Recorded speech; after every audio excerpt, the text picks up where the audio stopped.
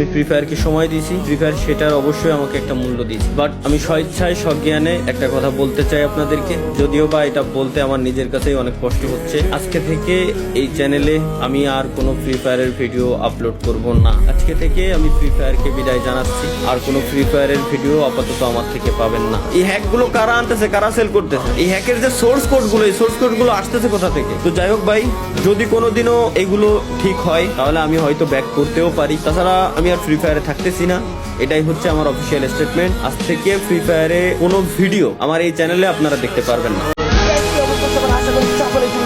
তো বন্ধুরা, আজকে দেখা হচ্ছে দুনিয়ার সব থেকে সিক্রেট প্লেস। তো সিক্রেট প্লেসের জন্য অবশ্যই ফ্যাক্টরির উপরে গিয়ে গোলালের উপরে উঠলাম এন্ড ওই পারে আসলাম। এটাই হচ্ছে দুনিয়ার সব থেকে সিক্রেট প্লেস। এখানে কেউ আবার আল্লাহ আস্তাগফিরুল্লাহ লা ইলাহা ইল্লাল্লাহ